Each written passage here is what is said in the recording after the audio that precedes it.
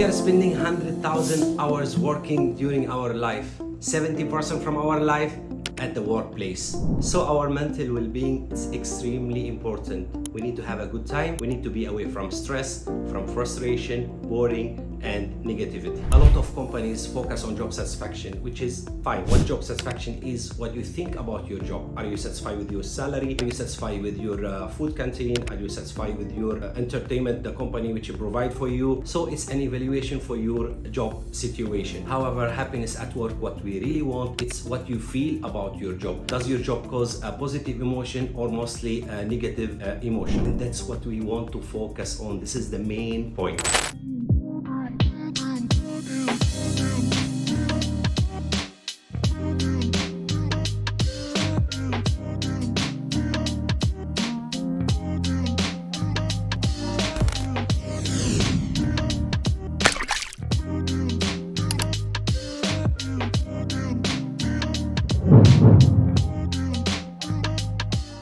Positive emotion at workplace has significant positive effect. It's all about your feel, about your health, about the ability to relate and work well with other people. It's also about how you perform. Positive emotion affecting our job performance. Happy employees are more productive, can get more work done. They are more motivated, they have more energy, they are more creative, have more ideas, they sell more, they are more engaged, they will be better team player, and they show more empathy. I agree, a lot of things companies should do to create a happy work environment, but let's today focus on things you can do. Frustration at work exists. It's a common fact. Frustration can be minimized when we know how to act more positive. Don't leave your happiness for a chance. Don't wait for an external factor to improve your happiness before you take an action. You cannot wait your boss or your leader to make you happy. Of course, they have a huge influence on you, but you are the starting point. Think about how much energy, time, money you invest to have a little bit of fun, to enjoy your private life. Did you do the same for your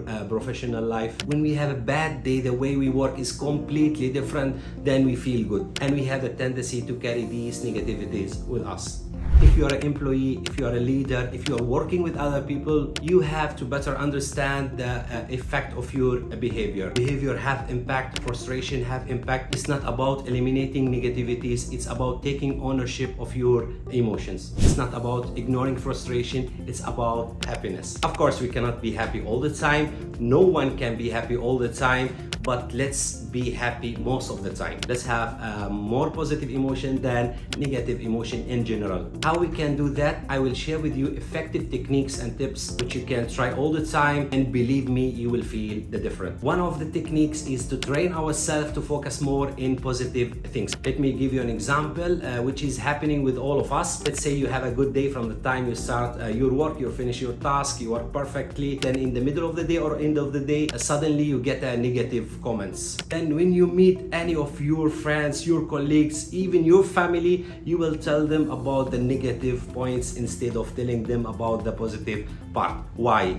Because we have a tendency to remember the negative experience more than the positive one. Our brain loves negativities because of our negativity bias, and it's a normal reaction for all of us. So one negative comments can shape all the entire day. So we need to control our brain, to hack our brain, to focus more on positive things, to talk about our positive things, to remember the things that make you happy, things you achieve, or something create a positive emotion in you. The second tips is, if you really want to be happy, the best things you do, you make someone else happy.